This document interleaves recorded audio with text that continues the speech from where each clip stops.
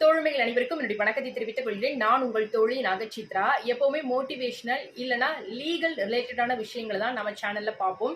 இன்னைக்கு ஒரு டிஃப்ரெண்டா இருக்கட்டுமே அப்படின்னு சொல்லிட்டு ஒரு அழகு குறிப்பு பார்க்க போறோம்.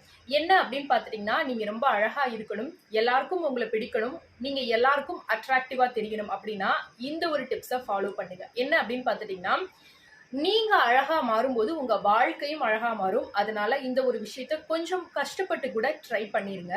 அதாவது மத்தவங்கள பத்தி நீங்க நினைக்கிறத நிறுத்தணும். இந்த மத்தவங்கள பத்தி அப்படின்னு சொல்றது உங்களுக்கு பிடிக்காதவங்க மட்டும் கிடையாது. உங்களுக்கு பிடிச்சவங்கள பத்தியும் நீங்க நினைக்காம இருக்கணும் அப்படின்னு சொல்லப்படுது. சரி, பிடிக்காதவங்கள பத்தி நினைச்சாதான் நமக்குள்ள டென்ஷன் வரும். நம்மையும் அறியாம சில குரோதங்களும் சில கோபங்களும் வெளிப்படும். அது நம்மளுடைய ஹெல்த்துக்கு நிறைய பிரச்சனைகளை ஏற்படுத்தும் அப்படின்னு சொல்றோம்.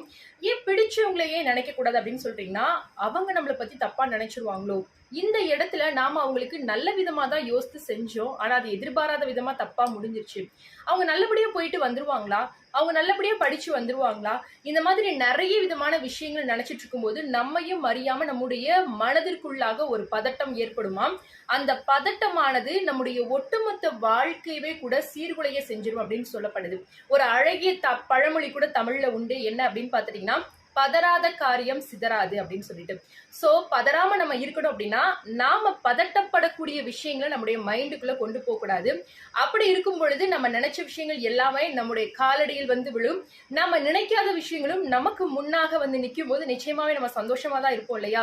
சோ சந்தோஷமா இருக்கும்போது ஆட்டோமேட்டிக்கா நம்முடைய வாழ்க்கையில நல்ல நிகழ்வுகள் மட்டுமே நடக்கும். நல்ல நிகழ்வுகளை நம்ம தொடர்ந்து பார்த்துட்டே இருக்கனால நம்முடைய வாழ்க்கையும் ரொம்ப அழகானதா மாறும். நாமளும் ரொம்ப அட்ராக்டிவா இருப்போம் அப்படின்னு சொல்லப்படுது.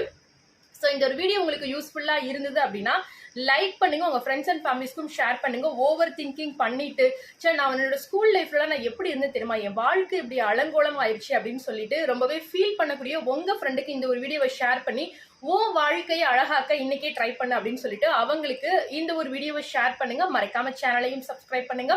நன்றி.